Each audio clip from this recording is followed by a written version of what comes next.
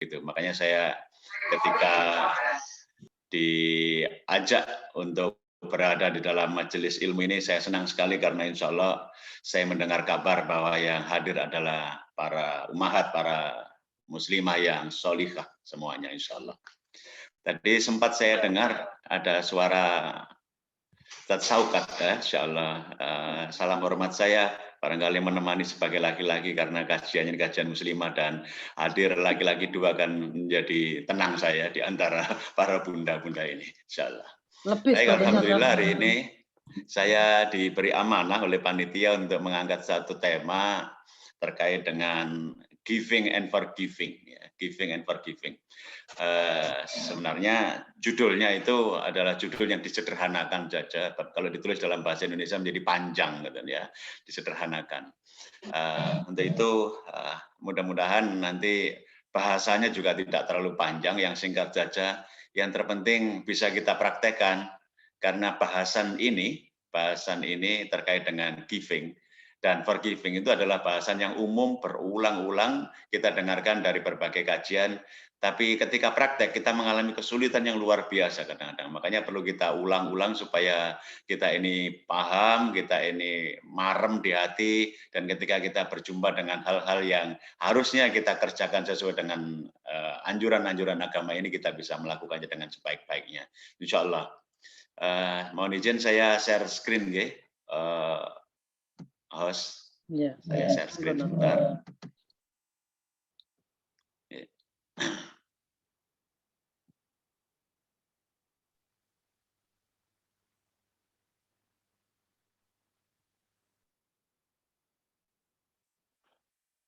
Sampun terlihat nggih Bun di situ? Di screen masing-masing? Belum ada Ustaz. Belum? Oh, masih dalam perjalanan. Mungkin penjenengan di Ketintang, saya di Sidoarjo soalnya. Iya, butuh perjalanan ini ya, insya Allah. Baik, kita mulai obrolannya.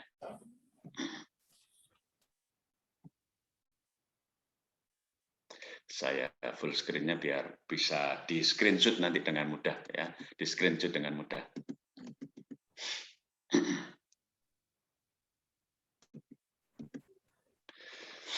Baik, bismillahirrahmanirrahim. Saya menyebutnya the amazing ways, amazing karena kisah-kisah nanti yang saya ceritakan juga amazing ini, antara giving dan forgiving ini amazing banget gitu ya, amazing banget.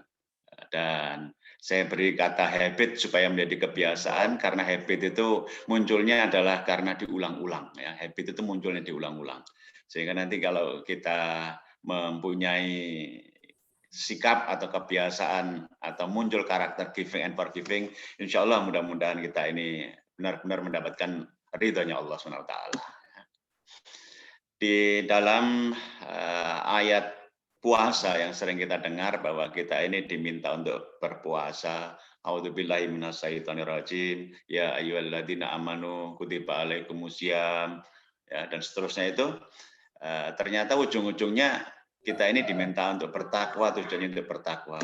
Dan bertakwa itu ternyata rentetannya panjang ya. Salah satu di antaranya adalah ayat yang kita bahas hari ini. A'udzubillahi minasyaitonirrajim. Wasyari'u ila maghfiratim mir rabbikum wa jannatin arduhas samawati wal ard uiddat lil muttaqin. Kita diminta untuk bersegera oleh Allah, bersegera. Bersegera cepat-cepatan, jangan ditunda-tunda. Kita ini mencari ampunan dari Allah. Kalau kita mencari ampunan dari Allah, insya Allah kita akan mendapatkan surga. Yang surga ini diberi penjelasan di situ luasnya seluas langit dan bumi, bukan seluas Ketintang, bukan seluas Sidoarjo, tapi seluas langit dan bumi yang disediakan bagi orang-orang bertakwa. Ada kata bersegera, apalagi dalam kondisi pandemi yang belum usai ini cocok ini ya, karena pandemi ini memberi kabar kepada kita tentang kabar mati bertubi-tubi. Ada guru saya yang begitu mengharukan ya, saya kalau mengenangnya ternyata beliau mendahului saya ya. Ada teman saya sama-sama trainer di berbagai tempat mendahului saya. Ada banyak kabar bertubi-tubi tentang mati. Insya Allah. Itu sebabnya saya memberi nasihat kepada diri saya sendiri, kepada sahabat-sahabat semuanya, barangkali kerso bunda-bunda mengambilnya sebagai nasihat pula, yakni jangan mati-matian mengejar sesuatu yang tak bisa dibawa mati. Jangan mati-matian mengejar sesuatu yang tak bisa dibawa mati, karena ini kabar mati sudah datang bertubi-tubi. Mari kita bersegera betul untuk menyiapkan agar andai kata kita ini dipilih Allah yang wafat, maka kita akan wafat dalam kondisi husnul khotimah. Dan jika kita terpilih sebagai yang sehat seperti sekarang ini, mudah-mudahan kita tetap setia untuk memanggul amanah dakwah. Insyaallah ya.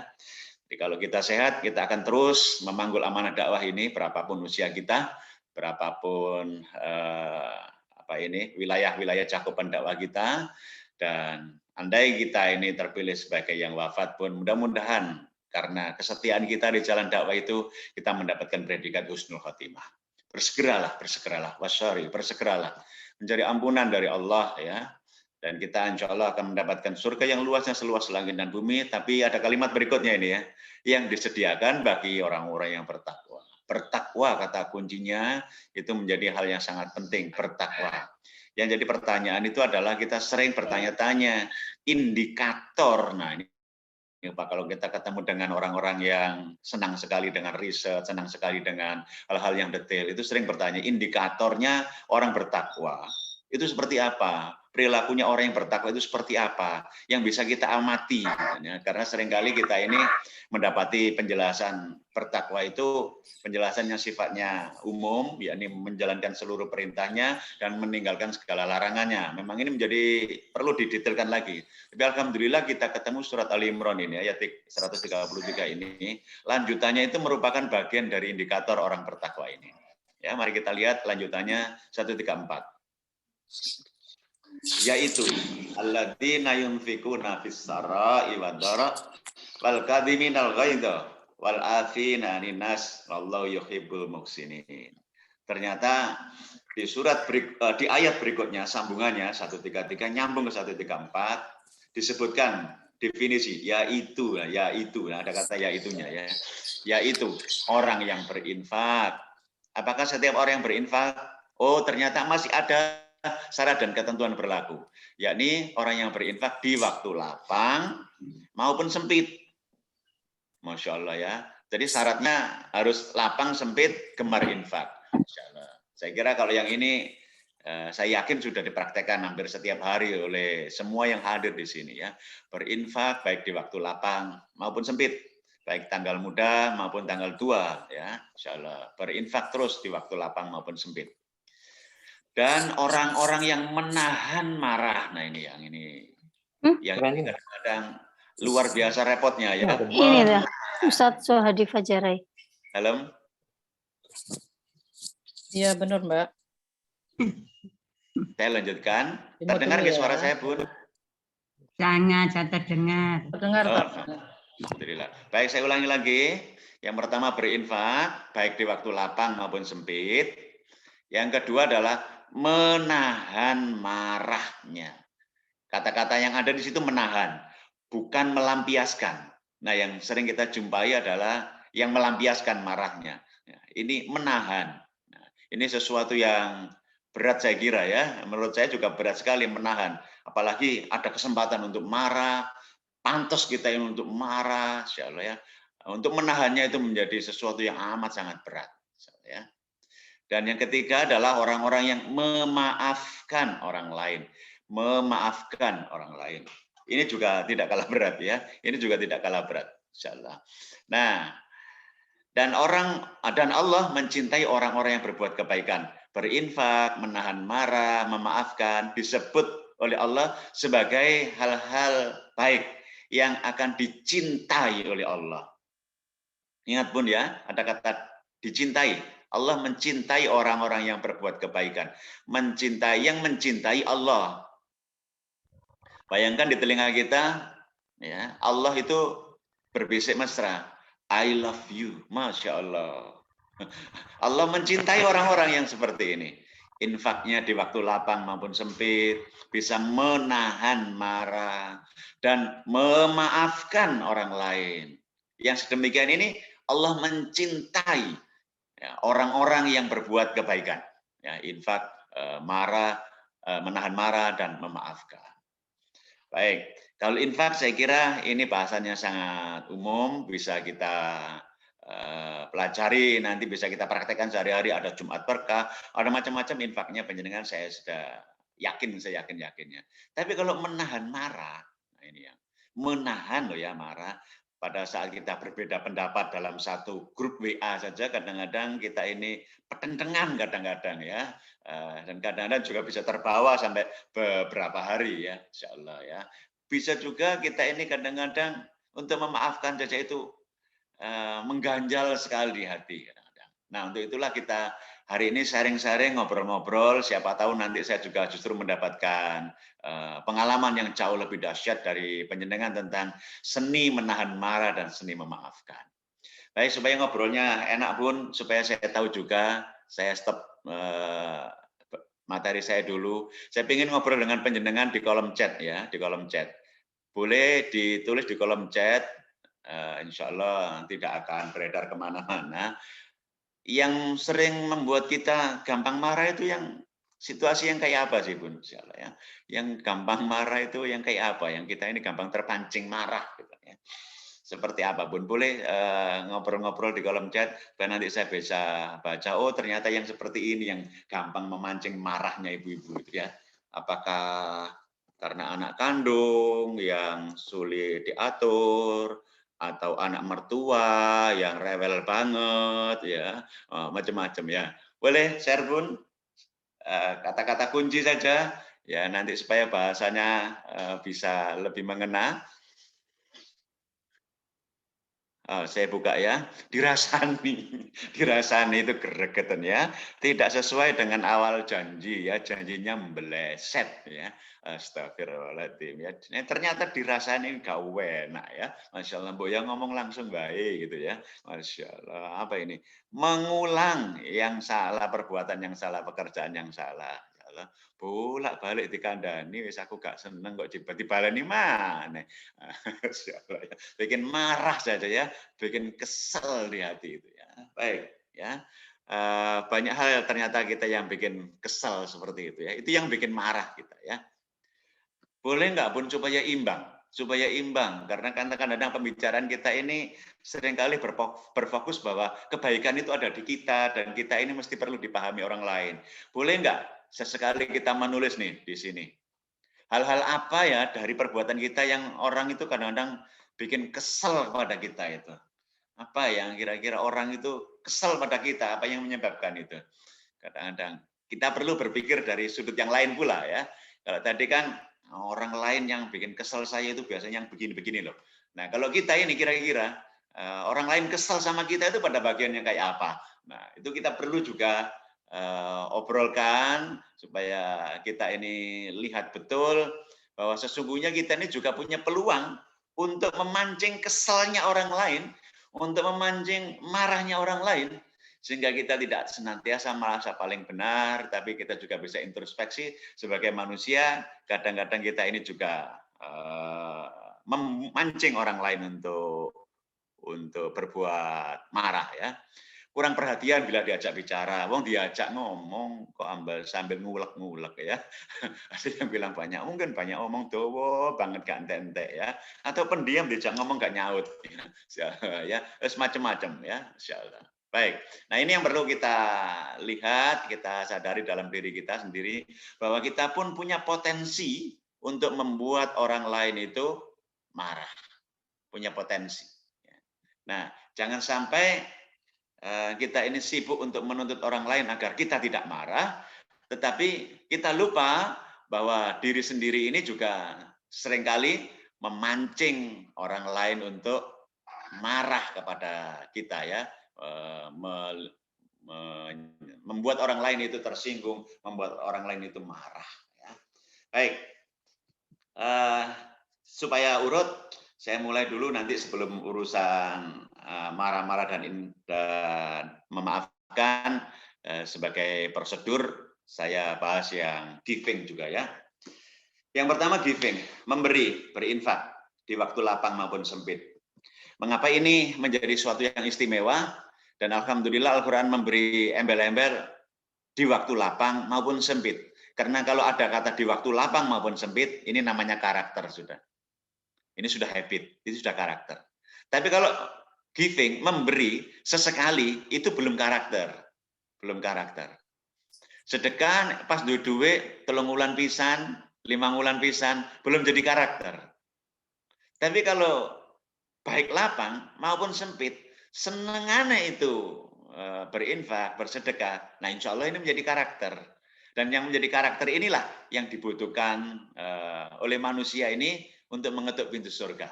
Ya, insya Allah. Mengetuk pintu surganya dengan giving. Mengapa di saat lapang dan sempit? Sebab memberi itu bukan soal harta, ya, melainkan soal mentalitas. Miskin atau berkecukupan. Orang-orang kaya tingkat dunia percaya bahwa membuktikan bahwa memberi merupakan cara investasi yang tidak pernah rugi. Ya walaupun kita mendengar ya dari orang-orang yang non-muslim sekalipun dengan memberi itu ternyata terbukti rezekinya makin lancar. Dari riset-risetnya para triliuner dan sebagainya itu. Tetapi intinya adalah yang kita butuhkan itu karakternya, kebiasaannya. Ya. Sehingga kita ini menjadi pantas untuk disebut sebagai orang-orang yang dirindukan oleh pintu surga itu ya. Belilah semua kesulitanmu dengan sedekah, giving juga. Berilah kesulitanmu itu dengan sedekah. Itu sebabnya saya tadi juga bertanya apa yang membuat marah di keluarga, yang membuat marah di lingkungan kita, terlebih yang di keluarga. Jangan lupa, berilah semua kesulitanmu dengan sedekah. Anak-anak yang sulit diatur, yang terpapar narkoba, yang terpapar pornografi, yang tidak mau sholat, menurut saya itu adalah menyulitkan kita untuk mendidik. Dan itu juga bagian dari bala, ya, bagian dari bala. Karena sedekah itu bisa menolak bala. Maka sebelum kesulitan-kesulitan itu makin menjadi-jadi, mari kita bersedekah. Dan dengan sedekah itu insya Allah mudah-mudahan kita ditolong oleh Allah untuk melembutkan hati anak-anak kita. Begitu juga untuk masalah-masalah yang lain. Ya. Bersedekah itu penting, ya. Sehingga menjadi pantas bagi kita ini untuk mendapatkan pertolongan Allah karena kita ini gemar bersedekah, gemar berinfak, baik di waktu lapang maupun di waktu sempit. Insyaallah. Setiap pagi semasa terbit matahari, dawuhnya Rasulullah, ada 2 malaikat yang menyeru kepada manusia di bumi. Yang satu menyeru, ya Tuhanku, karuniakan ganti kepada orang yang membelanjakan hartanya karena Allah. Yang satu lagi menyeru, musnahkanlah orang yang menahan hartanya. Insyaallah. Allah alam, ini harta bisa musnah kalau tidak dijadikan sebagai alat untuk bersedekah juga, ya, sebagai media untuk bersedekah. Itu sebabnya banyak sekali sekarang sudah mulai terbuka di masjid-masjid itu. Saya lihat bapak-bapak, ya, kadang-kadang juga ibu-ibu. Saya lihat begitu masuk masjid, yang disamperin lebih dulu adalah kota infaknya, masya Allah. Mudah-mudahan kebiasaan yang seperti itu,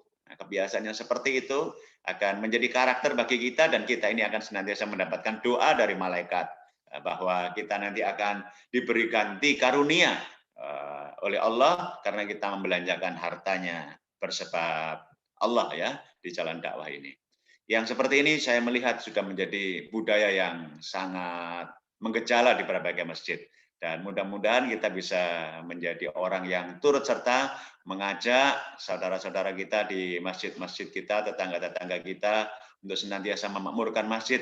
Ya, salah satu di antaranya dengan sedekah-sedekah kita.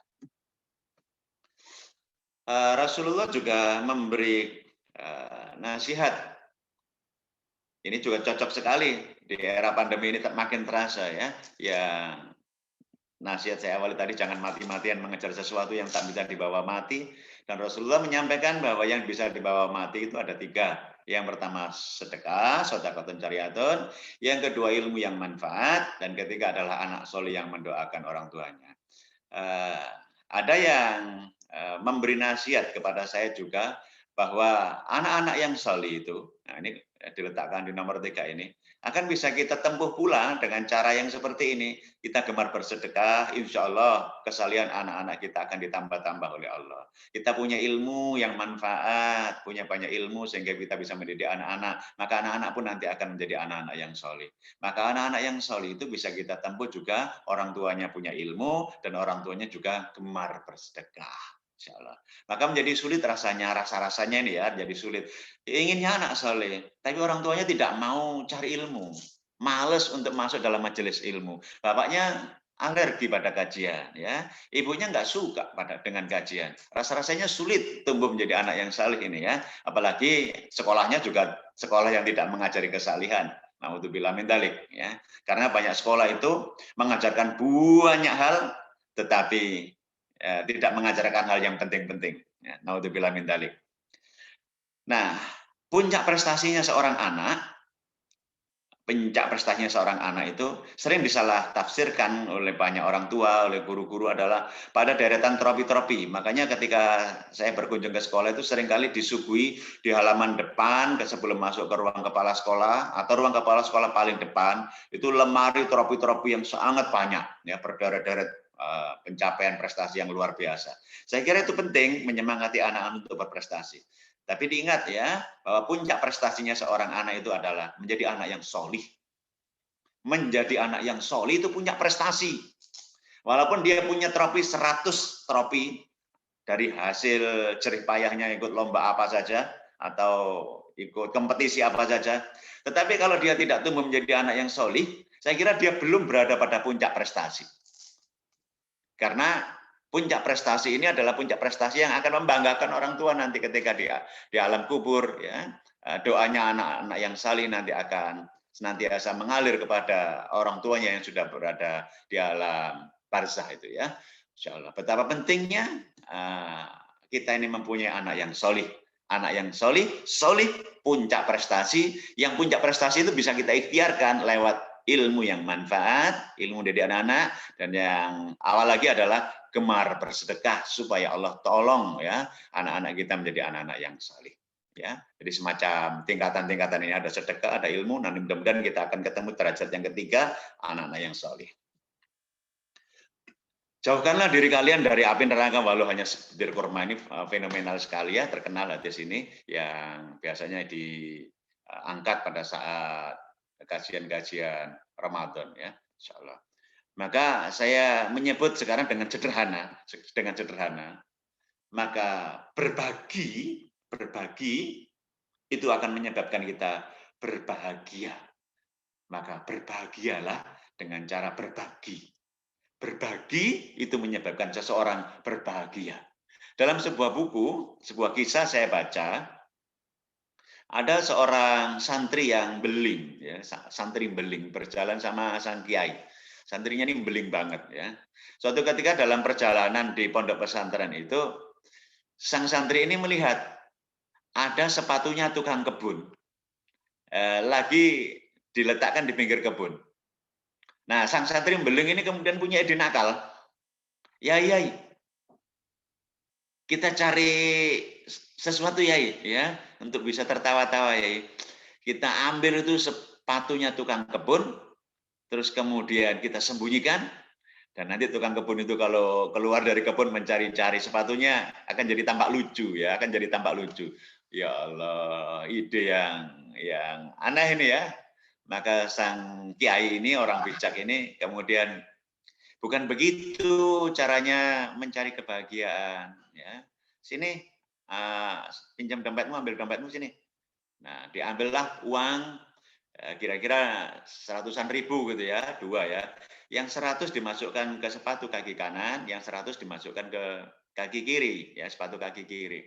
Sudah begini caranya, ya. Ayo sekarang kita sembunyi dan nanti akan kita lihat seperti apa kita nanti berbahagia. Betul?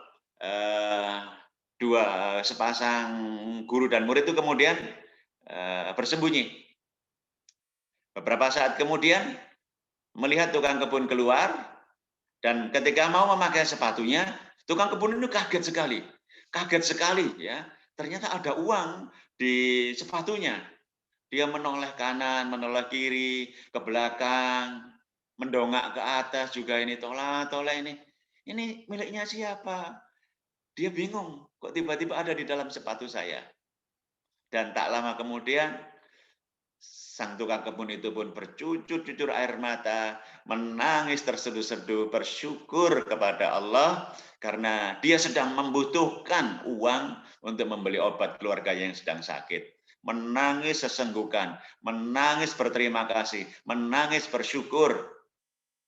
Yang diam-diam, dua orang guru dan murid tadi yang mengintip tadi merembeskan air mata bahagia yang luar biasa karena diam-diam bisa menolong sang tukang kebun yang sedang berada dalam sebuah kesulitan besar. Insyaallah. Maka berbagi itu menjadi bahan baku berbahagia. Berbagi itu menjadi bahan baku berbahagia.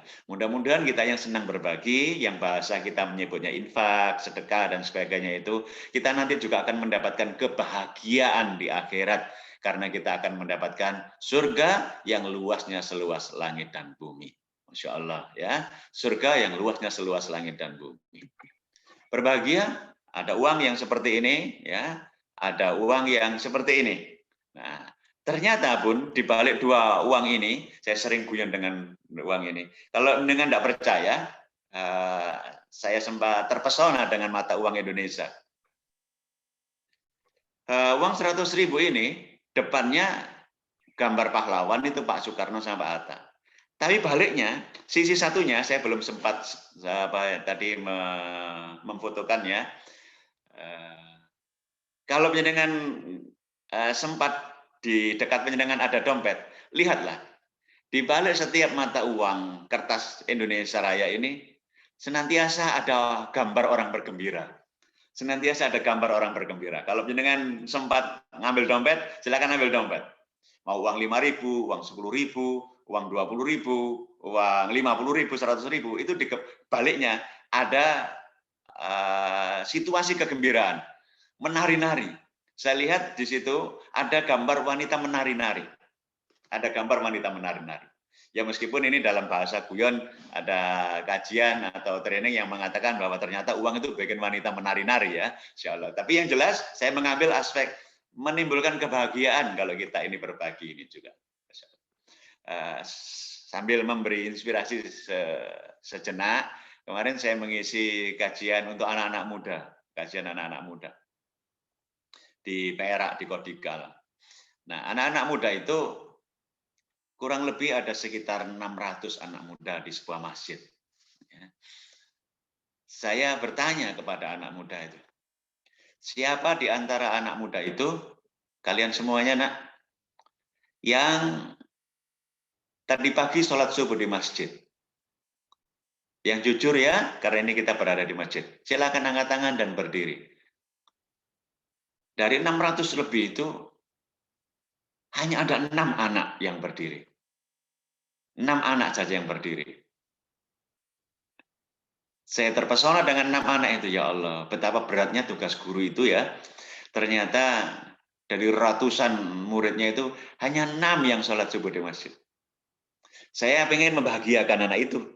Saya buktikan, benar enggak anak itu bisa berbahagia dengan uang ya. Saya panggil ke depan, saya bariskan, saya berterima kasih kepada anak ini supaya menjadi inspirasi yang lain. Saya beri uang 100 ribuan, Bu. Ya Allah, anak ini ada yang mencucur-cucurkan air mata. Ya Allah, terima kasih Ustadz, terima kasih Ustadz. Insya Allah. Ini recehan, nak. Ini recehan, nak, ya. Yang kamu dapatkan dari Allah jauh lebih besar. Dan ini tidak ada artiannya sama sekali. Ya, ini hanya ingin mengapresiasi bahwa kamu adalah sudah berada di jalan yang baik. Ya.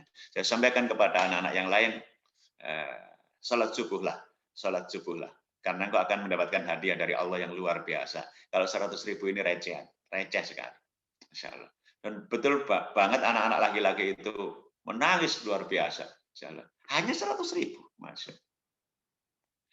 Nah, itu ini menjadi inspirasi bagi kita bahwa sesungguhnya kalau mau berbagi ya kita perlu berbagi ya, termasuk uang yang sebegini pun ini juga berbagi ya kalau kita berikan kepada orang yang tepat ya dalam situasi yang tepat pula ya. Makin kecil nilainya ternyata gambarnya juga makin kayak begini ya. Sekarang sudah tidak ada ya gambar yang ini ya, gambar yang ini tidak ada. Baik, itu giving ya.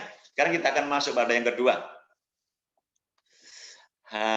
Emotional controlling, mengendalikan amarah. Nah ini ya. Tadi yang sudah saya sempat bertanya ya, apa saja yang biasanya membuat kita ini marah dan apa saja yang membuat orang itu biasanya juga marah kepada kita. Nah ini yang perlu kita jaga. Jangan sampai nanti kita ini hanya berpikir orang lain ini mesti menjaga dirinya agar aku tidak marah. Tapi kita juga lupa menjaga diri kita supaya agar orang lain itu tidak marah sama kita, ya. Karena marah itu juga berhubungan dengan surga. Ya. Anak-anak TK di sekolah kami itu hafal, ya, satu hadis, la taghdab walakal jannah, ya. Jangan marah dan bagimu surga, ya Allah. Anak-anak TK itu hafal yang seperti itu, ya. Jangan marah dan bagimu surga. Mari kita lihat beberapa penjelasan terkait dengan hal ini, ya, dengan marah-marah ini. Mengendalikan marah itu menunjukkan kualitas kecerdasan emosional yang dipercaya menentukan kesuksesan seseorang. Riset-riset menunjukkan seperti ini. Jadi mengendalikan marah itu kualitas kecerdasan emosional. Maka kalau ingin melihat orang itu cerdas secara emosional, apa tidak? Ya lihat saja kebiasaan sehari-hari. Nek ngamuan, ya dididik ngamuk, dididik ngamuk, dididik tersinggung, ya. Dididik murang-muring. Nah, tandanya ini perlu meningkatkan kecerdasan emosionalnya, ya. Perlu melatih, menata, mengontrol emosinya. Karena berbahaya juga kalau kita tidak bisa mengendalikan kualitas atau kontrol emosional kita. Ingat loh, ya, kita kehilangan peluangnya, namanya surga yang luasnya seluas langit dan bumi. Maka betapa pentingnya kita ini berikhtiar, berusaha sungguh-sungguh, makin tambah umur, makin pintar untuk meningkatkan kualitas kecerdasan emosional. Sehingga nggak gampang ngamuan, gitu loh, ya, nggak gampang ngamuan. Ketemu anak ngamuk, ketemu mantu ngamuk, ketemu putu ngamuk, ya Allah, ketemu tonggo kudu ngamuk, ketemu konco kudu ngamuk, akhirnya nggak ada teman nih, kita sendirian, ya. Allah karim. Jadi betapa pentingnya kita sendiri, termasuk juga mengajari anak-anak kita, mengajari cucu-cucu kita, insya Allah, mengajari murid-murid kita ini untuk melatih, mengendalikan kontrol emosinya. Sehingga nanti akan mendapati kecerdasan emosional. Jadi kecerdasan emosional itu bukan berarti hanya akan kita peroleh pada training-training yang disebut dengan peningkatan kecerdasan emosional, ya, tapi juga pada pelatihan-pelatihan yang seperti ini, ya, pelatihan yang seperti ini.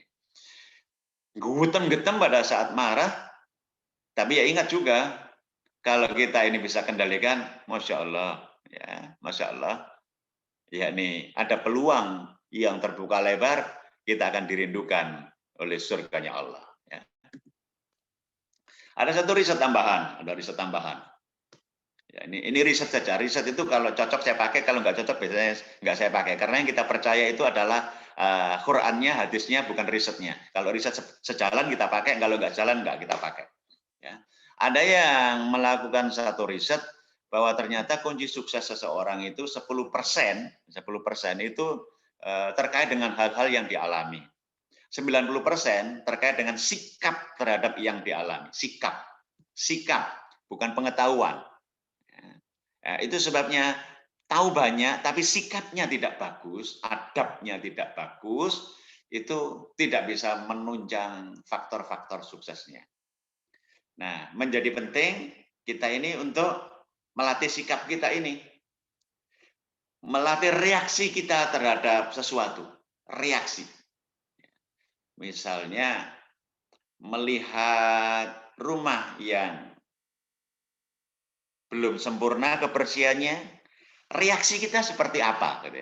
Reaksi, karena amarah itu biasanya sifatnya reaktif. Ya. Ada sesuatu kemudian kita mereaksinya. Ya. Pada saat asik motoran ternyata kegencet air hujan, jerat gitu. Reaksi kita akan spontan. Itu akan kelihatan sekali, ya, tingkat kesabaran seseorang itu. Nah, terkait dengan sikap ini, saya tertarik untuk menceritakan satu cerita yang juga saya baca di sebuah buku motivasi, gitu, ya. Ada seorang ibu, beliau itu punya suami yang suaminya itu sering bikin kesel hati. Ngeselnya hati suami ini pokoknya, ya. Gregetno bae. Dan penyebabnya adalah sang suami ini dirasa oleh ibu ini orang regani sing wedok. Karena yang perempuan ini suka kebersihan rumah. Si laki-laki ini tidak terlalu peduli dengan kebersihannya. Akibatnya si perempuan ini, istrinya merasa gak diregani. Nyapu oma gak diregani, ya Allah bersihkan karpet gak diregani, ya Allah elap-elap meja kursi gak diregani. Nah, singkat ceritanya begini. Jadi sang laki-laki itu punya kebiasaan kalau masuk rumah itu sepatunya dipakai, sandalnya dipakai langsung. Padahal si istri lihat ya bahwa lantai itu bersih, habis disapu, habis dipel, karpet habis divakum. Ini kok masuk seenaknya, ya. Dan ini muncul perasaan reaksi dari seorang istri apa? Marah.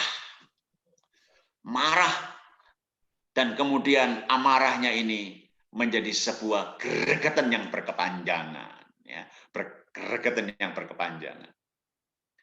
Nah, singkat cerita, dalam sebuah kisah yang saya baca itu, si ibu ini kemudian menemui seorang konsultan atau terapis, gitu ya.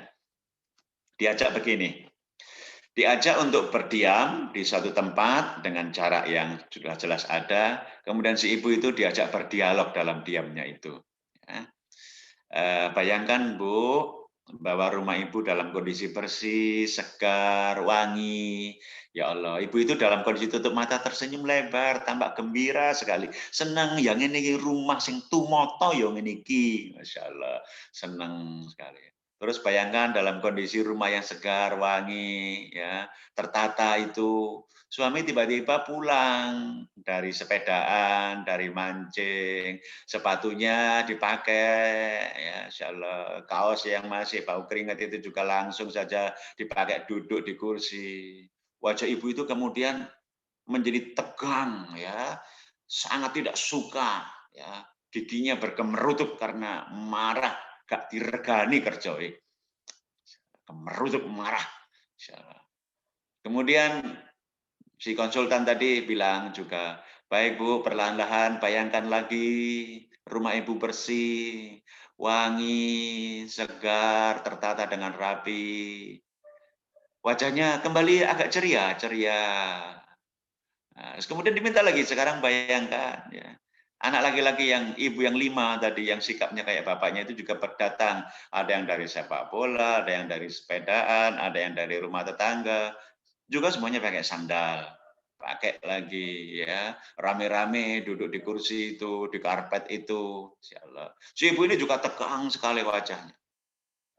Hingga pada sesi terakhir dimintalah untuk membayangkan kembali bahwa rumahnya bersih, segar, ya tertata rapi. Ibu ini kemudian senyum kembali. Dan di ujung dialog itu, di ujung terapi itu, si terapis mengatakan, rumah ibu tampak segar, ibu bahagia, rumahnya bersih, ibu tampak senang. Tapi ingat Bu ya, bisa jadi yang seperti itu terjadi terus-menerus karena suami ibu sudah meninggal. Anak-anak mungkin juga sudah meninggal, ada yang berada di luar kota, non jauh dan tidak pulang-pulang. Wajah ibu itu kemudian beringsut-ingsut dari segar menjadi tiba-tiba mewek, dan menangis terseduh-seduh.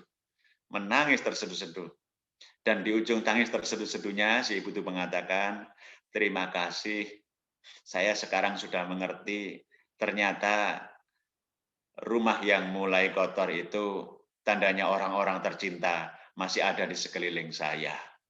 Orang-orang yang saya cintai sesungguhnya itu sedang berada di rumah bersama saya. Terima kasih sudah membantu saya untuk mengubah cara berpikir ini. Masya Allah. Ternyata sikap yang dibutuhkan itu sikap. Menyikapi keadaan. Apakah terapis tadi itu memarah-marahi sang suami? Enggak juga. Apakah juga memarahi si anak yang tidak menghargai pekerjaan ibu? Enggak juga. Yang dilakukan adalah mengajak berubah cara berpikir sehingga berubah sikapnya juga berubah. Yang sedemikian itu nanti jadi mudah berkomunikasi dengan suaminya, mudah berkomunikasi dengan anak-anaknya. betapa pentingnya kita ini menjaga reaksi awal, menjaga sikap kita terhadap sesuatu yang kita tidak sukai, sehingga kita tidak gampang marah-marah. Ada riset lain yang menyatakan bahwa 80% kesuksesan seseorang ditentukan oleh kecerdasan emosi, sementara yang 20% ditentukan oleh kecerdasan IQ-nya, otaknya. Ya Allah. Dan riset-riset yang senada sekarang ini mulai banyak bermunculan. Itu sebabnya bagi orang tua yang begitu terus-menerus mengandalkan kecerdasan akademis, IQ, suatu ketika akan kecewa. Kenapa? Karena dunia sudah mulai bergeser kepada kekuatan akhlak, kepada kekuatan karakter, kekuatan adab, bukan semata-mata kepada banyak-banyaknya ilmu atau kecerdasan. Maka di dalam rumusan pendidikan Islam pun diajarkan bahwa yang nomor satu urut-urutan pendidikan itu adalah nomor satu iman, nomor dua adab, nomor tiga ilmu, nomor empat amal. Ya, adab dulu sebelum ilmu. Nah, ini sekarang sudah menjadi konsen besar, dunia sedang berubah dan menyadari ternyata ada kekeliruan besar ketika konsentrasi di nomor tiga, tapi lupa di nomor duanya. Dan alhamdulillah umat Islam itu bukan hanya nomor dua ini, adab saja, tapi juga yang paling mendasar yakni akidah, ya, imannya. Nah, insya Allah imannya. Betapa pentingnya kita ini menata urutan pendidikan tadi ya, iman, adab, baru ilmu, amal. Nah, sikap terhadap kemarahan-kemarahan itu ketika kita ini mendapati sesuatu yang berbeda dengan kita, maka sungguh itu adalah bagian dari reaksi kita, dari sikap kita, dari karakter kita. Makanya judul materi hari ini saya beri judul ada unsur besarnya, habit ya, membangun karakter atau kebiasaan.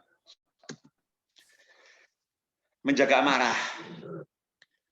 Yang pertama kalau kita lihat bagaimana,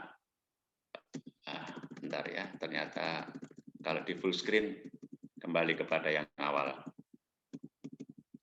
Saya lanjutkan kepada yang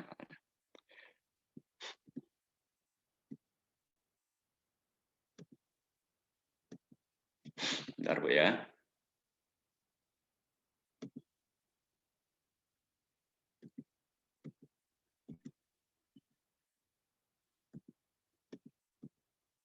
Yang pertama, untuk menjaga amarah, pertama kita mohon perlindungan kepada Allah dari godaan setan dengan membaca ta'awud ya. Betapa pentingnya karena setan itu ya suka kipas-kipas lah. Ya. Di antara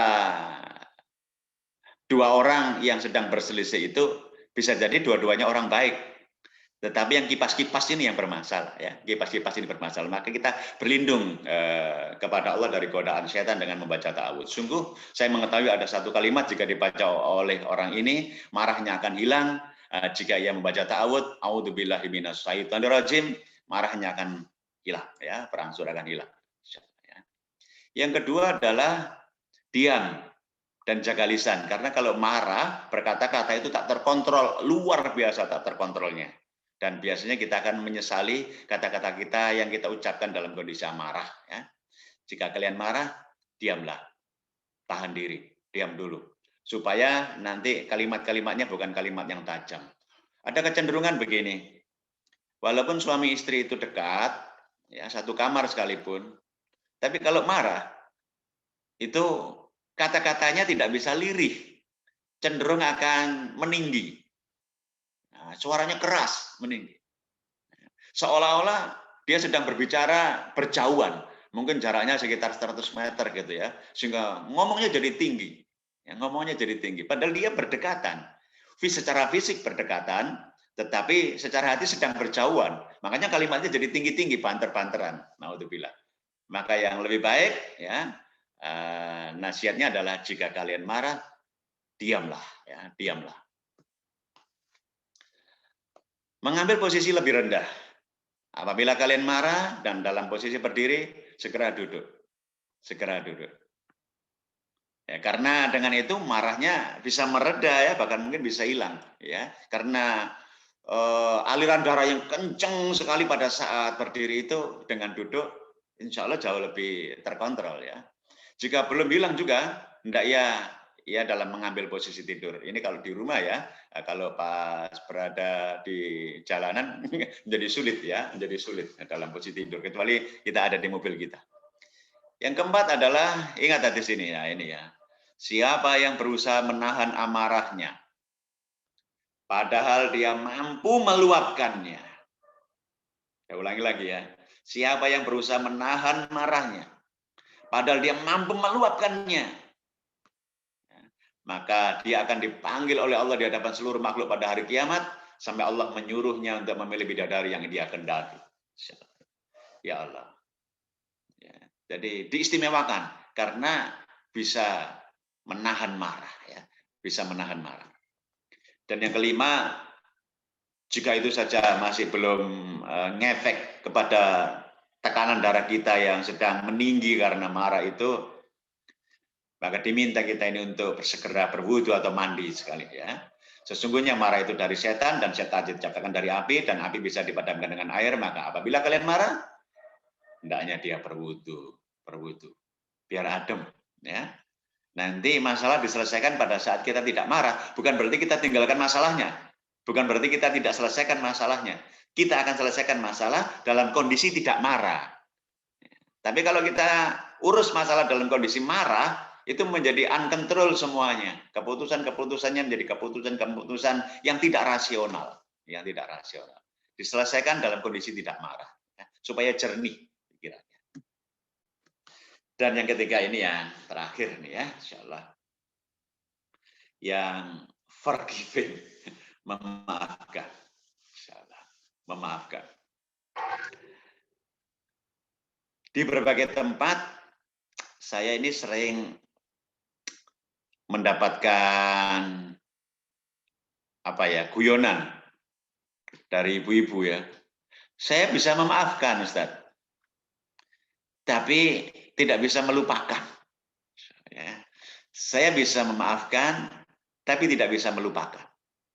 Saya kira sah-sah saja ya tidak bisa melupakan. Persoalannya, kalau ingat, marah lagi enggak? Nah gitu loh ya. Kalau ingat, marah lagi enggak? Tapi kalau ingat nggak marah, berarti sudah selesai. Remuk redamnya hati kita sudah selesai. Jadi saya bisa memaafkan, tapi tidak bisa melupakan. Manusia betul, manusiawi betul. Tapi kalau ingat, marah lagi enggak? Itu tandanya belum memaafkan secara tuntas. Kenapa? Karena bisa membuka luka lagi berulang-ulang, sehingga lukanya menjadi luka yang senantiasa diperbarui. Memaafkan orang, tapi luka-lukanya ditimbun, dan ketika ingat lukanya dicakar lagi sehingga berdarah lagi. Kita menjadi kecewa lagi, menjadi marah lagi. Nah ini yang menjadi bermasalah, ya, baik secara kesehatan, Allah alam, apakah termasuk bagian dari menyebabkan Allah ridha atau tidak, ya, insyaallah. Menyimpan rasa sakit di hati adalah sumber penyakit dan kegagalan hidup. Trauma dan sakit hati menghambat seseorang untuk hidup sukses dan bahagia. Sakit hati itu, yang sakit hati itu adalah orang yang tidak bisa memaafkan. Sementara orang yang berbuat salah kadang-kadang sudah lupa dengan kesalahannya. Kadang-kadang, misalnya saya marah dengan seseorang, terus kemudian saya tidak bisa memaafkan orang itu. Maka yang gelisah dan hatinya yang teradu-adu itu hati saya. Sementara orang itu mungkin sudah lupa dengan kesalahannya kepada saya. Maka yang menjadi masalah itu adalah saya, bukan dia. Nah ini jadi terluka, yang kemudian lukanya itu kemudian kita eman-eman, dan jangan sampai luka ini menjadi sembuh. Nah ini kan menjadi lukanya sepanjang jalan kenangan ya. Naudzubillah. Betapa beratnya. Nah ada juga yang menganalogikan, orang yang sakit hatinya parah. Kalau anak sekarang menyebutnya nggak bisa move on, nggak bisa bekerja lebih baik lagi mengerjakan hal-hal lain. Ya. Ibarat mobil itu, kalau kita tarik handrem kuat-kuat, mencengkeram kuat rem itu, Maka kita kalau mau bergerak, kalau kita mau maju, ngegas seperti apapun, itu memang mengeluarkan gas, tetapi tidak akan menghasilkan gerakan. Kalau toh kita paksa, mungkin ada sesuatu yang patah di mobil kita. Ya.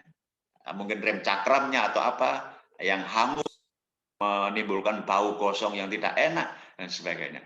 Mirip-mirip seperti itulah kalau kita ini tidak bisa memaafkan, tidak bisa memberi maaf. Bukan berarti yang ngomong ini sudah pandai memaafkan ya. Kita sedang terus-menerus belajar untuk bisa menahan marah, bisa memaafkan, ya, bisa bersedekah, sehingga pantaslah bagi Allah itu untuk memberi kita surga yang luasnya seluas langit dan bumi. Memaafkan, ya, memaafkan. Kisah penaklukan Mekah oleh Rasulullah, kita lihat bagaimana Rasulullah itu dikuyok-kuyok luar biasa di Mekah. Dikuyok-kuyok luar biasa di awal-awal dakwah itu. Sampai kemudian diambil keputusan hijrah, ya, dengan panduan Allah, keputusan hijrah, ditinggal seluruh harta benda dan sebagainya itu dengan para sahabat. Tapi ketika bisa kembali menaklukkan Mekah, yang terjadi bukan balas dendam, habis-habisan untuk menghabisi semua penduduk Mekah yang zalim, semua penduduk yang kafir, tidak. Tapi ternyata Rasulullah mendemonstrasikan hal besar, yakni memaafkan. Memaafkan. Ada contoh lain dari Rasulullah yang sering membuat kita ini berurai-urai air mata, ya, melihat betapa lembutnya hati Rasulullah dan kita beruntung menjadi umatnya. Rasulullah berdakwah ke Bukit Taif. Ya. Di perkampungan Taif itu Rasulullah door to door mengetuk pintu untuk mendakwakan agama tauhid ini. Tapi sayangnya setiap ketukannya, setiap terbuka rumahnya di situ, tidak diberi sambutan yang baik, tetapi mendapatkan caci maki, dan di ujung caci maki itu ada beberapa orang yang menggerakkan anak-anak dan budak-budak untuk justru melempari Rasulullah dengan batu, sampai-sampai kaki Rasulullah berdarah. Rasulullah kemudian menyelamatkan diri, menenangkan diri di sebuah kebun, dan di kebun itulah dikisahkan malaikat datang. Malaikat datang. Ya Rasulullah, saya adalah malaikat penjaga gunung ini. Tolong perintahkan kepadaku atas izin Allah agar ku angkat bukit ini untuk kutimpakan kepada mereka yang mendolimi engkau, wahai Rasulullah. Ternyata malaikat pun ikut geram gitu loh ya, ikut geram.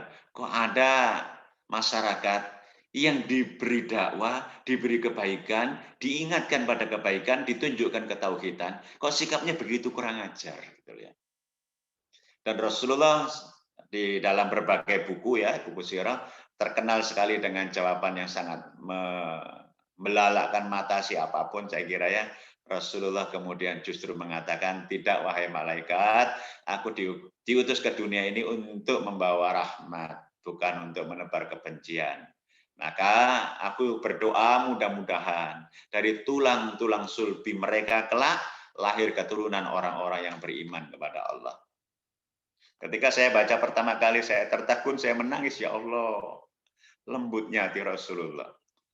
Sudah dicaci maki kayak begitu, sudah diusir-usir kayak begitu, dan kemudian juga dilempari, disakiti kayak begitu.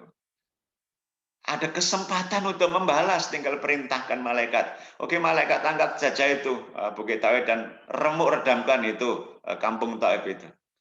Tapi Allah tidak, tapi Rasulullah tidak pakai fasilitas itu. Rasulullah memilih mendoakan, masya Allah, mendoakan, lembut sekali hatinya Rasulullah. Lembut sekali Rasulullah. Memilih mendoakan agar orang-orang yang membulinya, orang-orang yang menyakitinya, orang-orang yang mengejeknya, nanti dari tulang-tulang sulbi mereka terlahir keturunan orang-orang yang beriman kepada Allah SWT. Mana ada rasa-rasanya penduduk di bumi ini yang hatinya selembut dalam kisah itu.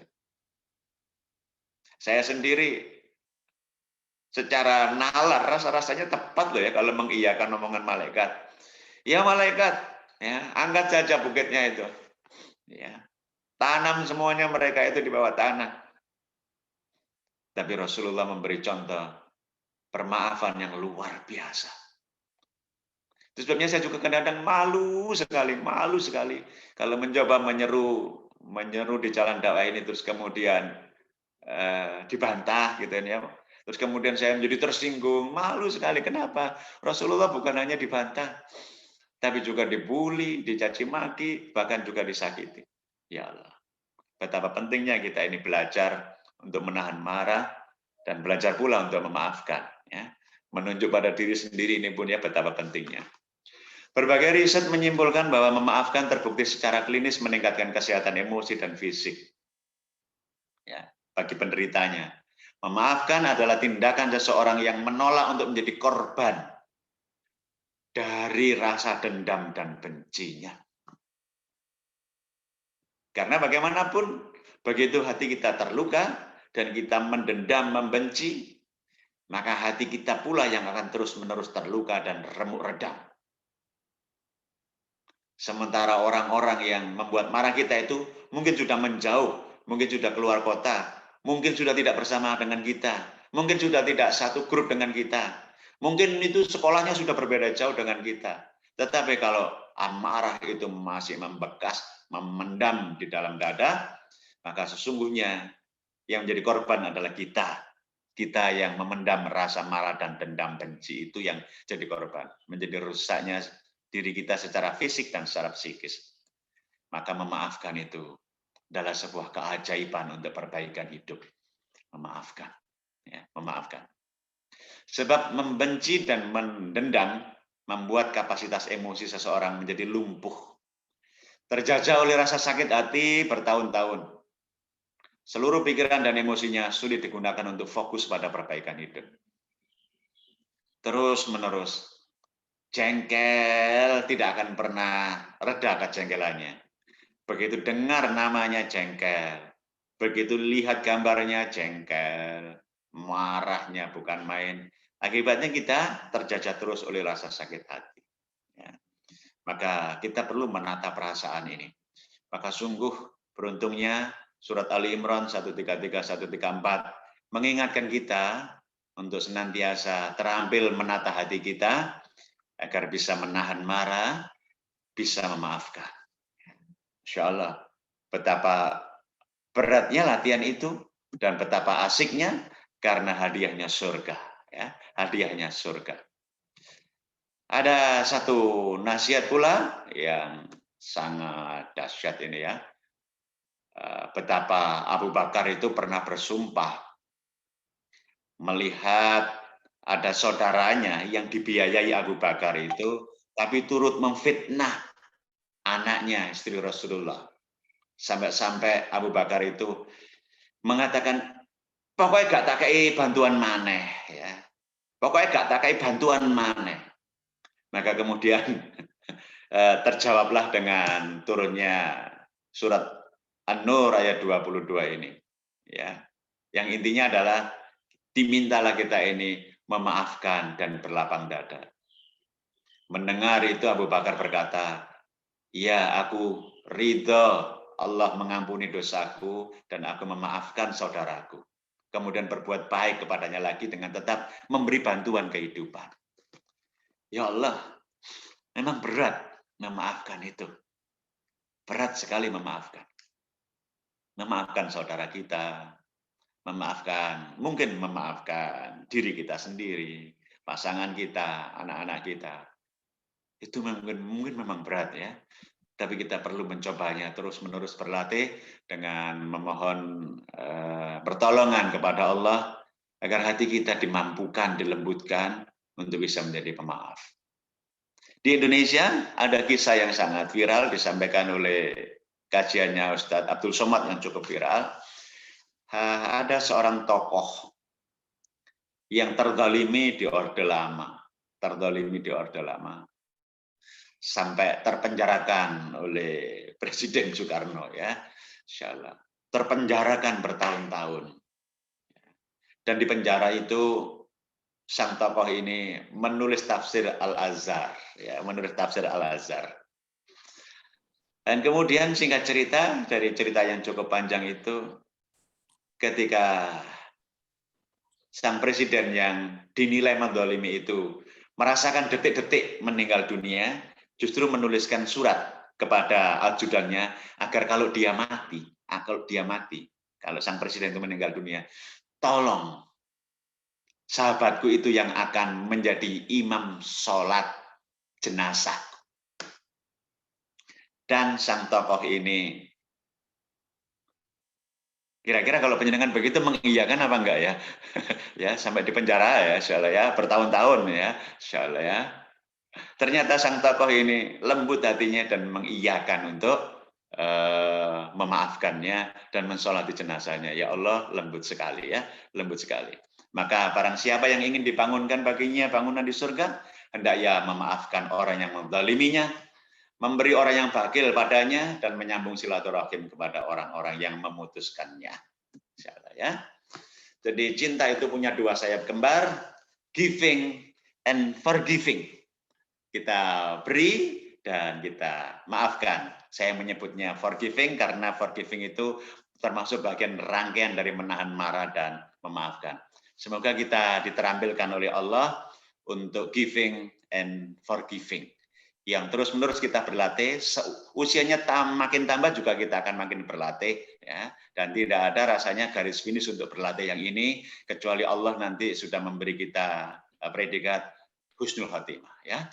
Makatan yang bisa saya sampaikan di awal sebagai pemancing obrolan, monggo silakan nanti penjenengan kalau punya pengalaman untuk memaafkan, punya pengalaman menahan marah dan sebagainya, dibagi di sini, disaringkan di sini, watawasobil haq, watawasobil sabar, supaya nanti kita sama-sama mendapatkan ibroh, mendapatkan pelajaran bahwa giving and forgiving itu sungguh amazing, ya, insyaallah. Makatan saya kembalikan kepada moderator, ihdinas siratal mustaqim. Assalamualaikum warahmatullahi wabarakatuh.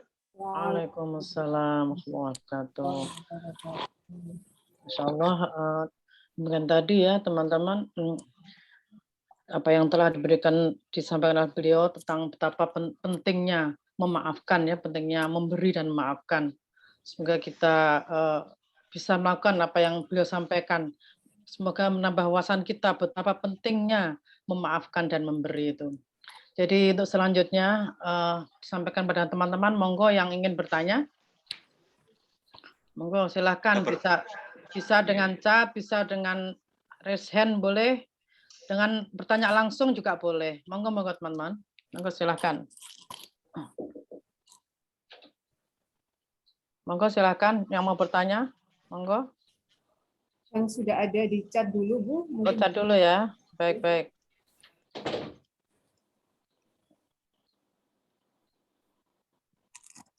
Belum kayaknya ya, untuk pertanyaan belum kayaknya ini ya. Belum ada yang di chat ya. Ada yang bertanya langsung, monggo Ibu-ibu. Mungkin saya Bu Husnul. Ya, monggo dimulai Mbak Vivi. Ya, Assalamualaikum Ustaz. Waalaikumsalam warahmatullahi wabarakatuh. Ustaz, di sini kan kebalikan dari orang yang marah itu adalah kita berbuat sabar ya Ustaz ya.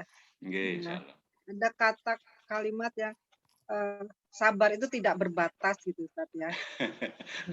Bagaimana Ustaz untuk mengaplikasikan untuk sabar itu tidak ada batasnya. Yang pertama itu Ustaz. Nah, kemudian yang kedua adalah ada Allah berfirman itu bahwa sabar dan sholat adalah penolongmu. Nah, itu bagaimana Ustaz? Ya, baik. Baik, saya mohon izin bicara sabar sebentar ya. Saya share materi tentang sabar ya, supaya nanti penjenengan tertarik. Ya, terlebih saya yang ngomong ini juga tertarik banget nih untuk berbuat lebih sabar. Kenapa sabar itu tidak ada batasnya? Ya, sampai-sampai, insyaallah, Al-Quran itu memberikan kabar gembira kepada orang-orang yang sabar, ya. Kabar gembira kepada orang-orang yang sabar, supaya sabarnya tidak terus dibatas-batasi ya. Aku sabar sampai menetok ya, insyaallah. Aku sabar sampai jam 3. Aku sabar, ya, ada batas-batasnya.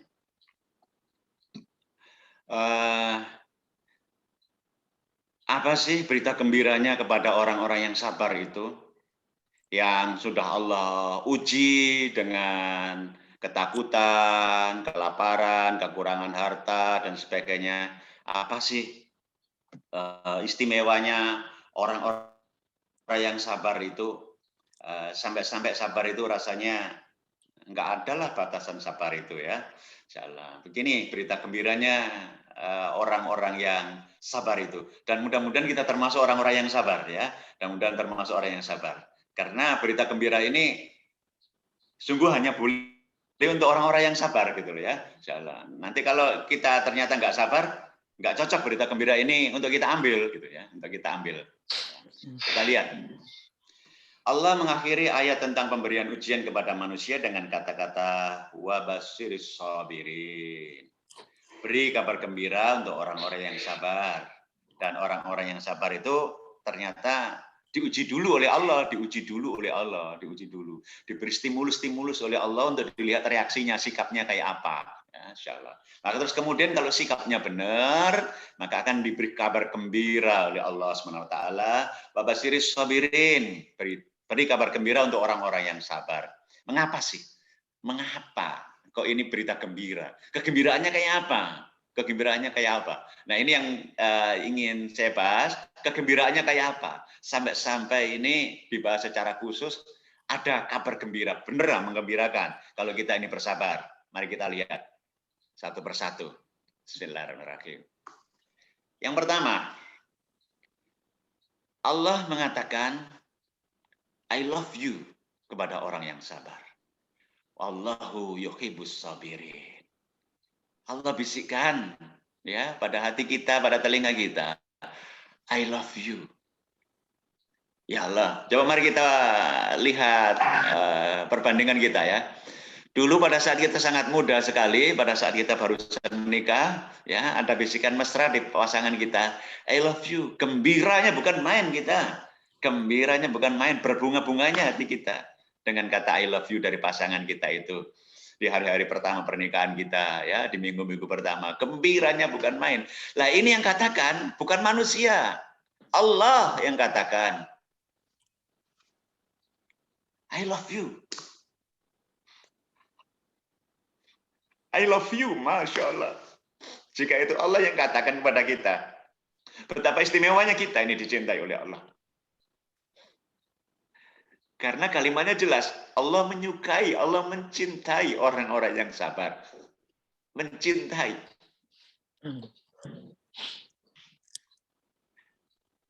Ini bikin jadi kudu nangis wae ya kalau ini misalnya kalimat ini untuk kita ya, Allah menyukai orang-orang yang sabar dan dalam kurung orang-orang yang sabar itu ada nama kita di situ. Masya Allah, ada kalimat I love you untuk kita. Nama kita tertulis di situ misalnya. Ya Allah. Apakah cukup dicintai oleh Allah begitu saja orang-orang yang sabar? Apakah cukup itu aja? Mari kita lihat yang lain. Allah mengatakan, Innallaha ma'as sabirin. Aku akan selalu bersamamu. Coba Bun bayangkan ya, kita sedikit keromantisan dulu ya. Ada yang mengatakan I love you.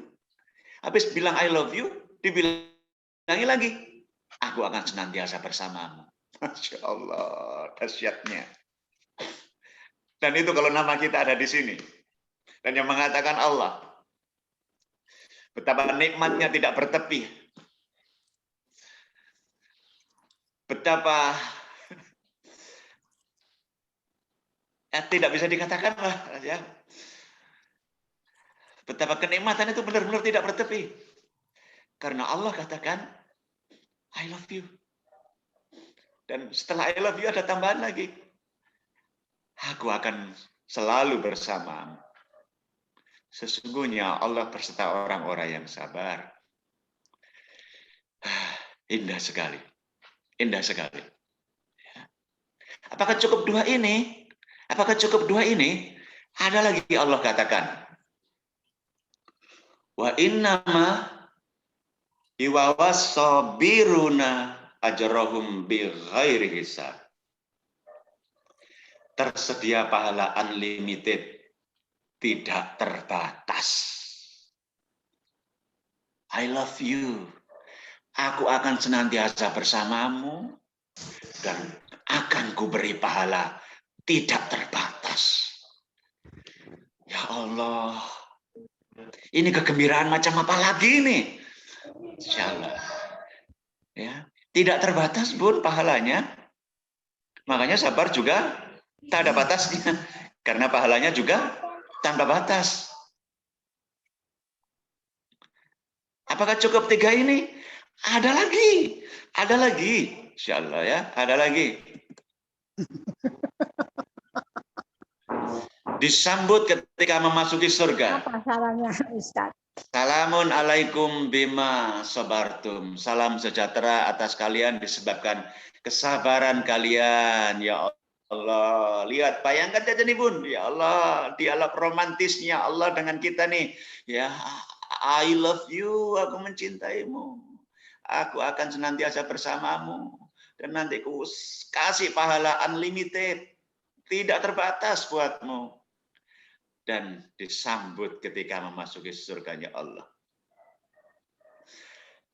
Ya Allah. Makanya wajar ketika sahabat itu menyampaikan sebuah kalimat yang sangat mengena. Tidak peduli aku berada di jalan syukur atau sabar. Aku akan terus mengendari, mengikuti jalan ini. Tahu ujungnya sama, surga. Amazing. Amazing ternyata orang-orang yang sabar itu. Amazing. Ya. Nah, itu sebabnya kita perlu berlatih nih. Kita perlu berlatih. Ya. Dan latihannya bukan lewat Zoom meeting. Latihannya bukan lewat Zoom meeting. Latihannya bukan lewat seminar. Ya. Latihannya juga bukan lewat kajian. Latihannya langsung ketemu pada kehidupan. Karena ujian di atas kertas, kalau kita ini ujian sekolah, itu ujian di atas kertas, itu mah kita bisa pelajari. Tapi yang kita hadapi sekarang ini ujian di setiap helaan nafas. Ujian di setiap helaan nafas itu yang kita dapati. Nah, sayangnya sekolah dengan kehidupan memang seringkali tidak sinkron. Kalau kita sekolah itu kan dapat pelajaran dulu nih, kayak sekarang pelajaran dulu. Habis dapat pelajaran, baru ujian. Ya, habis pelajaran, baru ujian. Nah, kalau dalam kehidupan itu kadang-kadang kita kan dapat ujiannya dulu. Dapat ujiannya dulu, habis ujian, terus kita dapat pelajarannya kadang-kadang. Insyaallah ya, tidak sinkron ya. Insya Allah mudah-mudahan kita termasuk orang-orang yang sabar, orang-orang yang insya Allah akan mendapatkan cintanya Allah, dibersamai oleh Allah, diberi pahala unlimited tanpa batas, dan disambut nanti ketika masuk surga. Betapa istimewanya. Allah bisa. Insya Allah. Saya kembalikan kepada makanya Ustaz ya, karena pahalanya begitu banyak Allah berikan pada kita, jadi susah banget ya Ustaz untuk bersabar itu ya Ustaz. Karena pahalanya begitu banyak dan begitu luar biasa yang Allah berikan kepada kita. Jadi kita sabar pun berarti harus berlipat-lipat ya Ustaz ya. Masya Allah. Kalau memang ujungnya pahalanya surga ya memang berat Bun. Tapi kalau memang hadiahnya cuma rantang ya ringan mungkin ya. Kalau hadiahnya cuma sabar, hadiahnya rantang ya mungkin sabar jadi ringan. Ini hadiahnya surga ya jadi berat sekali. Wajar saja surga kita tempuh dengan berbagai cara yang seperti ini. Mudah-mudahan dimampukan oleh Allah ya. Mudah-mudahan dimampukan oleh Allah. Dilembutkan hati kita ini, dilembutkan hati kita ini ya. Sehingga Allah mencatat kita sebagai bagian atau anggota atau komunitas orang-orang yang bisa bersabar, ya, orang-orang yang bisa menahan marah, orang-orang yang bisa memaafkan. Mengatur nggih Bun? Monggo lanjut. Baik, ini ada satu chat dari Bu Tatit ya. Jadi saya bacakan ya Ustaz. Emosi marah ini timbul mendadak, biasanya di lapangan langsung, tanpa ada air untuk wudhu atau tempat duduk dan lain-lain. Bagaimana mengantisipasinya, Ustaz? Masya Allah. Tadi sudah disebutkan ya. Ini di mana kira-kira ini? Marah di padang pasir mungkin ya. Terus kalau air, kalau nggon lunggu ya. Masya Allah. Baca ta'awud dulu, ya, Insya Allah. Yang bisa kita lakukan adalah ta'awud dulu, Insya Allah. Ta'awud dulu. A'udzubillahi minasyaitonirrajim. Karena bisa jadi pada saat kita baca ta'awud itu ya, a'udzubillahi minasyaitonirrajim itu setan yang berada di orang itu akan minggir, atau setan yang berada di ubun-ubun kita ini yang minggir gitu ya. Kedua tadi diem ya, diem. diem aja dulu, insyaallah diem, insyaallah. Kalau ternyata diem itu masih nggak bisa dan penjenengan nggak memungkinkan untuk wudhu dan sebagainya, udah menjauh dulu, minggir saja dulu. Sebab kalau tetap duduk di situ, maksudnya bersamai orang itu, nggak habis-habis nih hati ini ya, akan terus menggerutu, mengeluarkan kata-kata yang mungkin kita sendiri mendengarnya, tapi orang sebelah yang kita marahi tadi bisa jadi juga akan membalas hal yang sama-sama menggerutu dan akhirnya berdiri lagi ya, kemudian marah-marah lagi ya. Jadi memang ini perlu berlatih ya, perlu berlatih bagaimana melihat dari sudut berbeda. Jadi tawud, diam, banyak istighfar, menjauh saja ya, menjauh saja. Syukur-syukur penjenengan tadi ya bisa menemukan cara untuk berwudu, apalagi mandi lebih segar ya, segera pulang saja ya, insyaallah. Ya, mengatakan Bun, insyaallah. Ini mungkin ada di kolom chat lagi? Iya, ya.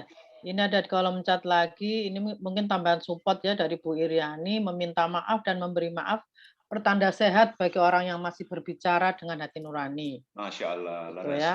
Tambahnya lagi sabar gitu. Nah, ini ada chat selanjutnya yaitu dari Bu Wisnuwardani. Ada orang yang sering sekali jika melihat yang dia tidak suka, ngamuknya sifat kuping gitu. Pokoknya ngawur tidak pada tempatnya lah. Meluapkan emosi dengan muka yang bersungut-sungut, dan itu seringkali dilakukan. Padahal fisik sehat loh.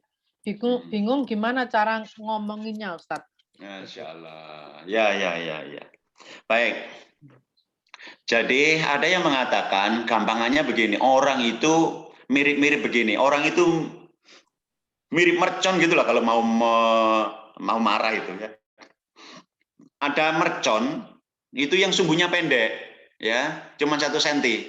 Begitu kena sulut api langsung biar gitu ya. Ada juga yang sumbunya panjang ya, 1 meter ya. Nah, ketika tersulut api masih butuh waktu proses yang agak lama untuk siap-siap meledak. Tapi ketika dalam perjalanan siap-siap meledak itu ternyata ada air yang menetes lah, nggak jadi meledak, nah, gitu ya.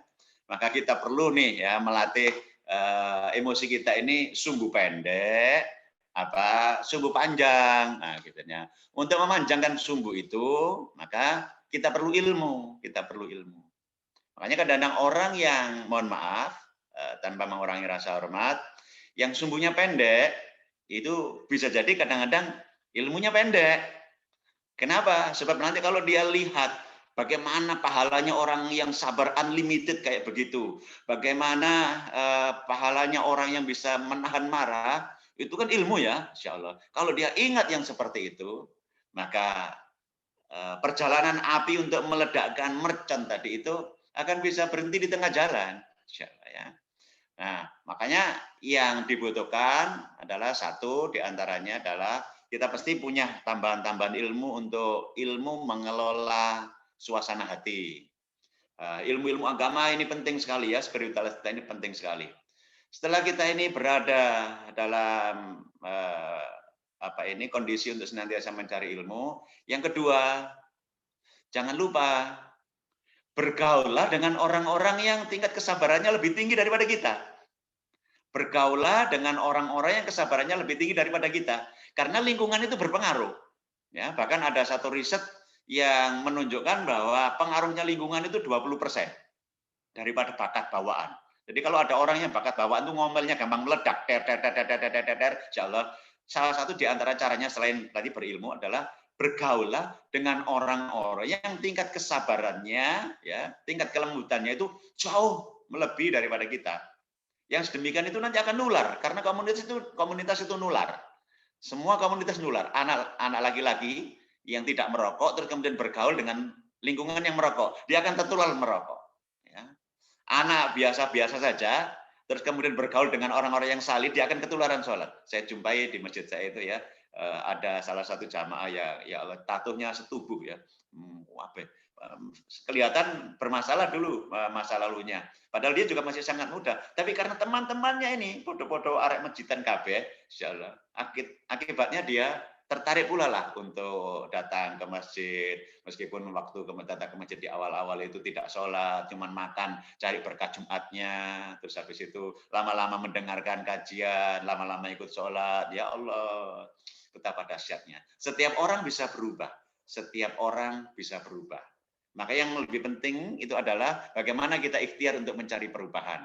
Bahasa analogi lain, ini pun ada analogi lain. Saya ini kebetulan dulu anaknya petani. Nah, petani itu saat ayah saya itu menanam palawija, salah satu di antaranya pernah dulu ditanam tomat.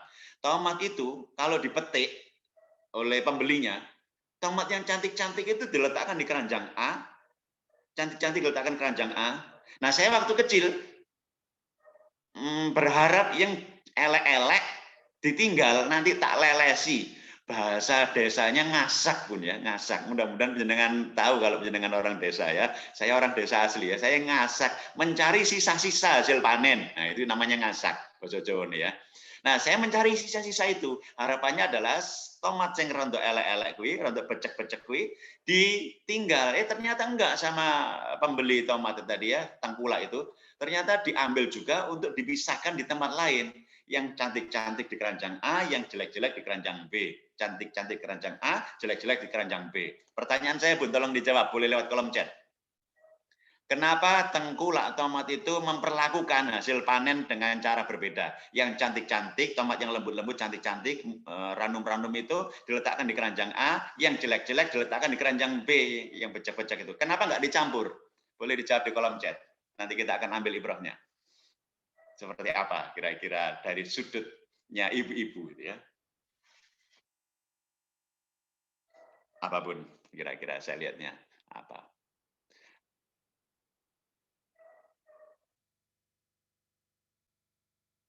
Yang bagus akan tertular dengan yang jelek. Nah, karena yang jelek pun tetap ada nilainya. Oh, bahasa jawaban bagus-bagus ya ini ya. Yang jelek pun ada nilainya ya. Insya Allah. Yang bagus akan tertular yang jelek. Nah, pertanyaannya ya sekarang. Agar yang bagus tak terkontaminasi ya, Masya Allah. Untuk menentukan kualitas tomat yang bagus agar tidak tercampur dengan yang jelek. Oh ya, bagus ya. Untuk membuat pembelinya itu tidak merasa terzalimi ya, karena harganya yang tinggi kok campuran yang jelek. Baik. Ternyata tomat yang bagus dan yang jelek itu kalau dicampur, itu pembusukannya akan menular cepat. Dari yang busuk kepada yang tidak busuk itu, kepada yang ranum-ranum tadi. Nah, manusia pun juga begitu ternyata. Kalau kita ini berada dalam komunitas yang, mohon maaf, negatif, tidak solid, tidak solihah, maka kita akan cepat terkontaminasi. Maka betapa pentingnya kita punya komunitas. Insyaallah. Bersyukur kita punya komunitas ngaji di Baitul Haq ini ya, Masya Allah. Ini komunitas pertahankan, walaupun kita juga seringkali mungkin ada benturan-benturan kecil di situ yang kita butuh kesabaran. Tapi ini komunitas, pertahankan, karena akan nular terus kebaikan-kebaikan itu. Paling tidak konco mesti bertanya, sampai jus piro Bu saiki Bu? Apalah nih? Waduh, pertanyaan nanti ini ya, Insya Allah ya. Alhamdulillah ya. Jadi betapa pentingnya kita ini punya komunitas. Oke. Mengatakan Bun yang bisa saya sampaikan untuk pertanyaan yang tadi.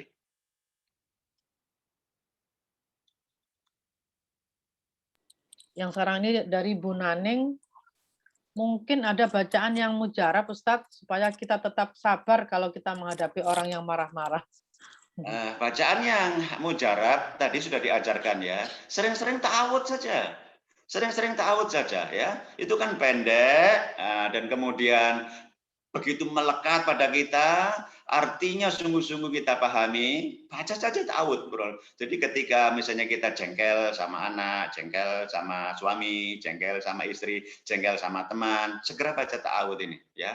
Pendek, mujarab, dan itu pertolongan pertama ya, pertolongan pertama ya. Sehingga kalau ternyata setannya nggak pergi-pergi, nah, padahal kita sudah baca doa perlindungan ta'awud, itu jangan-jangan bukan karena setannya, tapi karena karakter kita yang belum terbentuk.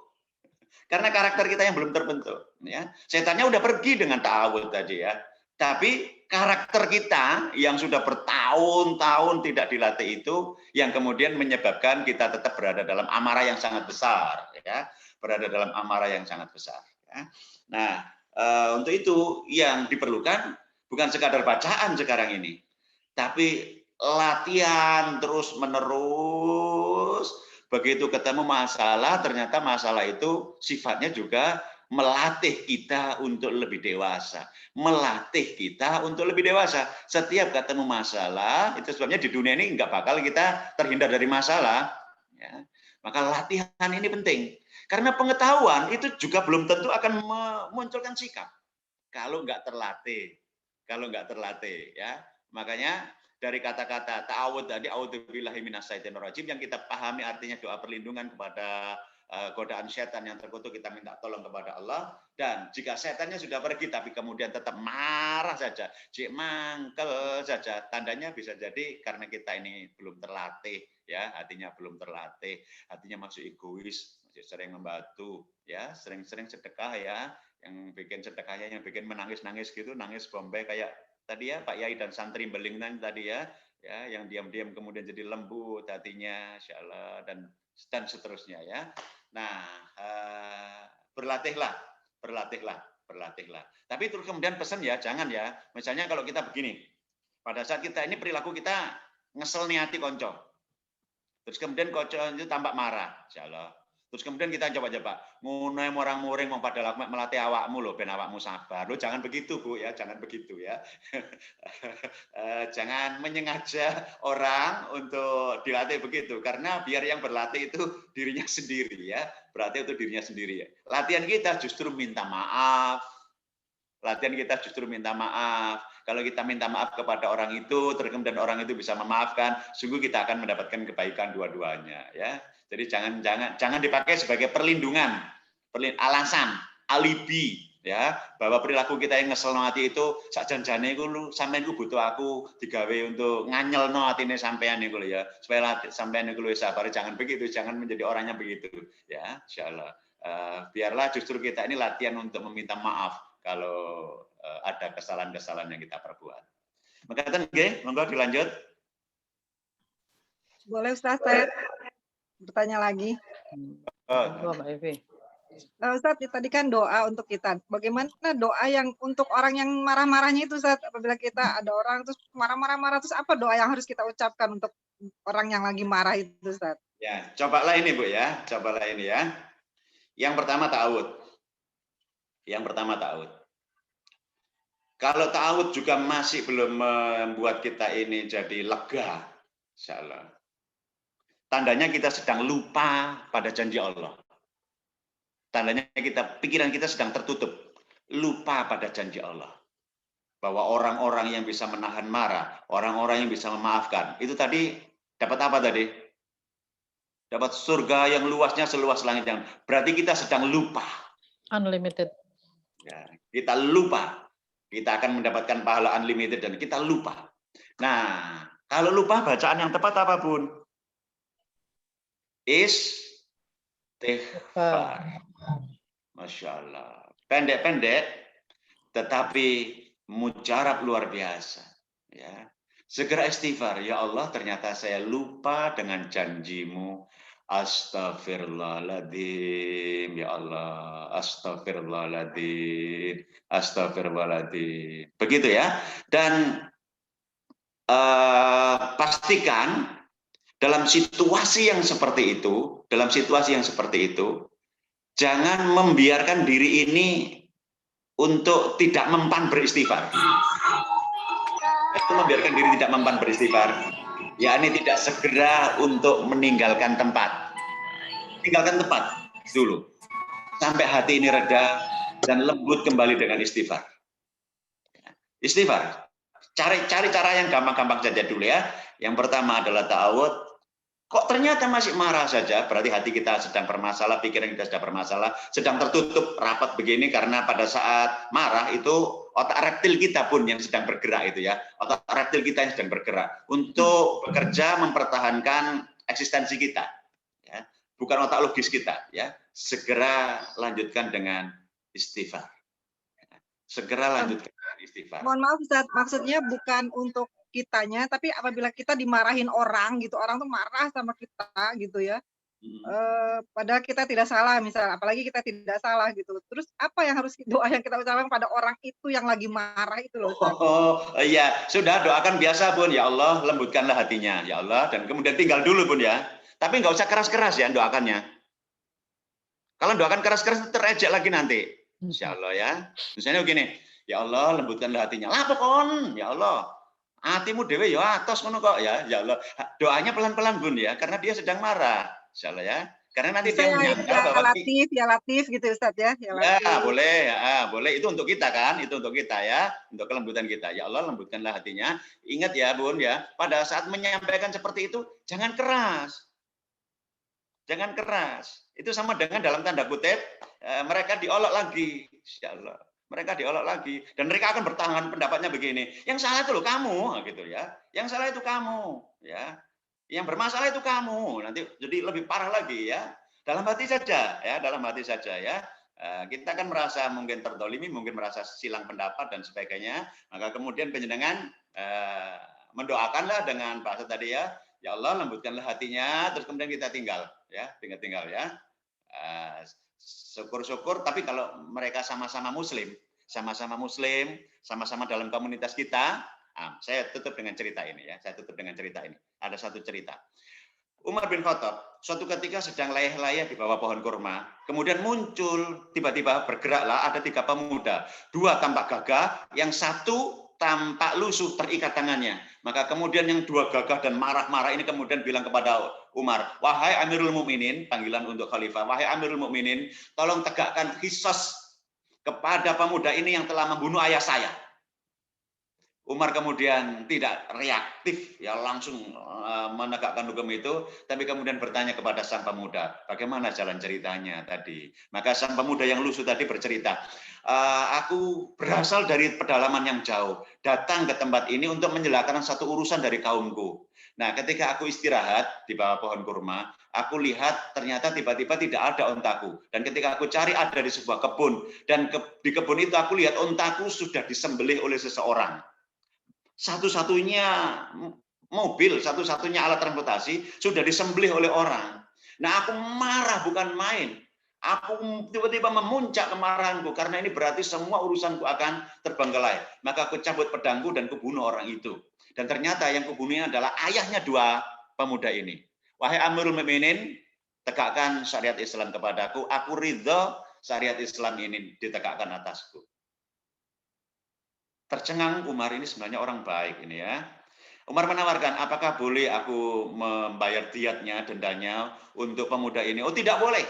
Aku ingin hukum qisas. Nyawa dibayar nyawa, darah dibayar dengan darah. Maka kemudian sang yang merasa bersalah tadi ya, yang merasa membunuh tadi bilang, saya sanggup di qisas, saya sanggup diberi hukuman, tapi saya sedang mendapatkan amanah dari kaumku untuk menyelesaikan beberapa urusan di tempat ini. Jika diizinkan, berilah tangguh aku 3 hari saja untuk menyelesaikan urusanku dan aku kembali lagi untuk diqisas. Umar kemudian mengatakan, mana mungkin itu bisa terjadi? Harus ada yang menjamin. Harus ada yang menjamin. Maka terus kemudian muncul tiba-tiba kalimat ini. Aku yang menjamin, aku yang siap menjadi penjamin. Umar menoleh, ternyata yang mengatakan sahabat Salman Al-Farisi. Umar kaget bukan main. Kamu belum mengenal orang ini, Kenapa kamu berani menjaminkan nyawamu? Tarik kembali jaminanmu. Aku saja yang memberikan jaminan. Singkat cerita, terus kemudian pemuda tadi dibebaskan untuk menyelenggarakan urusan kaumnya, menyelesaikannya. Singkat cerita, hari ketiga, matahari sudah mulai hampir terbenam, tapi sang pemuda yang mau diqisas tidak muncul juga. Umar gelisah. Semua orang yang hadir gelisah semuanya. Karena dikhawatirkan justru akan muncul korban namanya sahabat mulia Salman Al-Farisi. Maka kemudian Salman naik ke tempat pemancungan dan mempersilahkan untuk segera diqisas. Maka dari kejauhan tiba-tiba Umar melihat ada sesosok bayangan yang berlari, jatuh bangun, jatuh bangun, jatuh bangun. Ternyata pemuda tadi dalam kondisi ngos-ngosan, kemudian mengatakan dan ambruk di pangkuan Umar, mohon maaf, aku hampir saja terlambat. Kemudian Umar memberi minum dan bertanya, apa sesungguhnya yang terjadi? Aku menyelesaikan urusan kaumku dan kemudian sudah selesai, aku pacu kendaraanku, kudaku ini kencang-kencang ke sini dan ternyata saking tidak pernah istirahatnya, kudaku terjungkal dan mati di padang pasir tadi. Dan kemudian aku berlari ke sini untuk memenuhi janjiku untuk dihisas, untuk dibunuh, untuk dihukum mati. Umar kemudian bertanya, kenapa kamu tidak menghindar saja dari hukuman ini? Dan berlari saja kan bisa. Dan kemudian si pemuda hebat ini mengatakan, aku tidak ingin umat muslim itu terlintas di pikirannya, ternyata ada pemuda muslim yang tidak bisa dipercaya janjinya. Allahu Akbar. Ternyata sang pemuda itu sangat teguh hatinya, keimanannya. Kemudian bertanya kepada Salman Al-Farisi yang menjadi jaminan, lalu kenapa kamu mau menjadi jaminannya orang yang belum kamu ketahui? Aku tidak ingin ada kaum muslim yang mengatakan bahwa di antara kaum muslimin itu tidak ada saling kepercayaan untuk saling membantu. Allahu Akbar, kelembutan.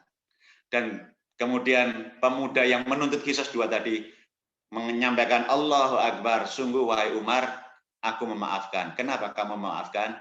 Karena aku tidak ingin ada yang mengatakan bahwa sengketa kaum muslimin itu tidak berujung pada kata. Masya Allah, betapa dahsyat kisah itu. Begitulah masalah kalau berada pada orang-orang yang solih, orang-orang yang senantiasa terpelihara hidayah dari Allah SWT.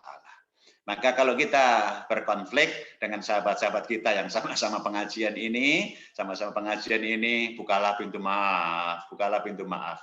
Toh kita ini nggak sampai kisos kan? Kita nggak sampai kisos ya. Mungkin katutan barang, mungkin lali gak dibalik, no, mungkin saja ya. Tapi kita kan nggak sampai kisos. Agar tidak ada orang yang mengatakan bahwa sesama muslimah itu tidak saling menyayangi. Agar tidak ada yang mengatakan nanti ya bahwa sesama muslimah itu dendam amarah itu terus-menerus dipelihara sampai ubannya bertumbuh-tumbuh. Agar tidak ada yang mengatakan bahwa orang-orang yang sama-sama mengaji itu ternyata diam-diam saling dengki. Masya Allah, betapa dahsyatnya kita memetik kisah dari 3 pemuda yang seharusnya tadi terjadi pembunuhan atas nama Qisas, baik kepada Salman Al-Farisi yang menjamin atau kepada pemuda yang melakukannya. Singkat cerita, di ujung itu mereka saling berpelukan. Umar menangis terseduh-seduh, ya, mereka bertiga menangis terseduh-seduh karena beruntung hatinya dilembutkan oleh Allah. Dan itu karena iman yang sangat kokoh dan persaudaraan yang sangat baik. Mudah-mudahan pertemuan hari ini bermanfaat buat panjenengan semuanya, terlebih buat yang ngomong ini, agar juga bisa berlatih menahan marah, berlatih terus-menerus untuk infak setiap kesempatan, berlatih pula untuk memaafkan, insyaallah, okay? Insyaallah. Dan kita akan cetak sejarah dalam hidup kita, mudah-mudahan nanti kita bisa list di akhir pertemuan ini siapa orang-orang yang akan menjadi sasaran bagi kita untuk kita maafkan. Silakan list, mungkin 1, 2, 3 orang. Silakan ditulis nanti ya, siapa orang-orang yang akan menjadi sasaran bagi kita untuk kita maafkan, dan panjenengan sampaikan kepada Allah, ya Allah, saya sudah memaafkan saudara saya itu, ya Allah. Saya sudah memaafkan saudara saya itu, ya Allah. Mudah-mudahan Allah ridha. Saya tutup. Ihdinas siratal mustaqim. Assalamualaikum warahmatullahi wabarakatuh. Waalaikumsalam warahmatullahi wabarakatuh. Ya, alhamdulillah, teman-teman sekalian, sebagaimana kalau boleh saya mengambil sedikit ya dari yang disampaikan oleh Ustadz tadi, betapa maaf dan sabar ini betapa gampang diucapkan gitu ya Ustadz ya. Tapi memang harus tetap terus berlatih untuk membuktikannya begitu. Di antaranya kenapa? Karena itulah Allah memberikan iming-iming yang tinggi gitu ya. Orang sabar itu maafkan adalah orang yang dicintai Allah, orang yang pahalanya adalah unlimited begitu ya. kita harus berlatih ikhtiar untuk berteman dengan orang-orang yang kesabarannya mungkin lebih dari kita begitu. Kurang begitu ya Ustaz ya. Disampaikan jazakumullah khairan katsiran kepada Ustaz. Oh ya, juga kami sampaikan ya kepada yang telah menitipkan infaknya kepada kajian ini. Insya Allah ini titipan untuk dakwah ilallah begitu ya. Titipan untuk demi ikhtiar terselenggaranya acara ini. Semoga amal baik Bapak dan Ibu insya Allah akan menjadi syafaat di yaumil hisab nanti. Amin, amin, amin ya Allah. Baiklah Ustadz, Bapak dan Ibu sekalian, seluruh rangkaian telah kita lalui bersama-sama. Kami ucapkan terima kasih atas segala kebersamaannya, atas supportnya. Dan kami mohon maaf apabila ada satu yang kurang berkenan. Marilah kita akhiri acara kita ini dengan doa penutup bersama-sama. Bismillahirrahmanirrahim. Subhanakallahumma wa bihamdika asyhadu an la ilaha illa anta astaghfiruka wa atubu ilaik. Ya, akhirul kalam. Assalamualaikum warahmatullahi wabarakatuh. Waalaikumsalam. Jazakallah khair Ustadz atas ilmunya. Jazakallah. Insyaallah. Ya. Mohon izin nggih, saya Iya Ustadz. Barakallahu, Ustadz. Barakallahu Ustadz. Waalaikumsalam warahmatullahi wabarakatuh. Terima kasih Ibu-ibu. Sampai ketemu Makasih, insyaallah ya. Terima Kita istiqomah ya mengikuti yang luar biasa. ya, Ibu Evita, terima kasih. Mbak Ibu Firyani, Martono, Mbak Mbak Leni, Mbak Ita, Bu Wisnu, Nora, Ibu Basuki ya. Tante. Alhamdulillah khair kebersamaannya. kami dulu ya Bu. Ya, moga-moga Mohon maaf Mbak Kevin semuanya. Elma, Mbak Indri. Pamit dulu ya Bu. Jazakallah khair. Baik, makasih Bu Usti. Assalamualaikum Mbak Nurita. Waalaikumsalam. Makasih Bu Ponti. Mbak Bibi, Masya Allah. Sehat nggih. Pamit, Ibu Ir, ya Allah pamit, baru nongol nih Bu Ir di akhir nih, Masya Allah. Dari tadi ikut Bu, cuma nggak nyalain Iya, videonya. betul, ya. Boleh sekali-sekali Terima kasih nongol, dari ya. awal ikut, alhamdulillah Ya, ilmunya luar biasa, Alhamdulillah. tambah menguatkan kita. Ya, Alhamdulillah. amin. Makasih Bu Snul diajak Sama-sama, Bu Ir. bergabung, Bu Vivi, Ya, terima Bu Ir. kasih ilmunya. Juga istiqomah ya. Alhamdulillah. Yuk. Terima kasih. Pamit ya. Terima kasih. Insya Allah bisa ketemu lagi. Assalamualaikum. Insyaallah. Waalaikumsalam warahmatullahi wabarakatuh. Sehat-sehat Bu Ir ya. Ya, amin. Terima kasih doanya Bu Snul. Makasih Ya, banyak. sama-sama. Yuk. Bu Usman, terima kasih. Pak Indra ya Bu ini ya. Vivi, terima kasih. Ya, sama-sama ibu-ibu semuanya. Pamit ya. Yuk. Monggo-monggo jazakillah Bu Ir. Ya, Yuk. Assalamualaikum. Kucingnya ikut ngaji. Waalaikumsalam warahmatullahi wabarakatuh. Selalu pengen ikut ngaji nih loh kucingnya. Dohar, makasih ya. Kasih ya semua. Tante, terima kasih banyak Tante. sama-sama, Saya Mbak Sally Sally. pamit dulu Tante. Iya, Sehat-sehat makasih, semua. Mbak Sally. Barakallah Mbak Sally, untuk makasih banyak, ilmunya, Mbak Sally. waktunya. Kecil-kecil yang lucu-lucu. Saya yang makasih Tante. Ya, sama-sama, Mbak Terima Sally. kasih. Jazakumullah Yuk. khairan. Ada Mas Johan, makasih. Waalaikumsalam, Mbak Yaki, Mbak. Assalamualaikum warahmatullahi wabarakatuh. Makasih.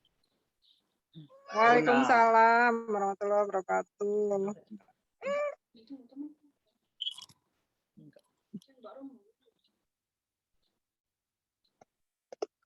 Terima kasih Bu Naning, Bu Elma.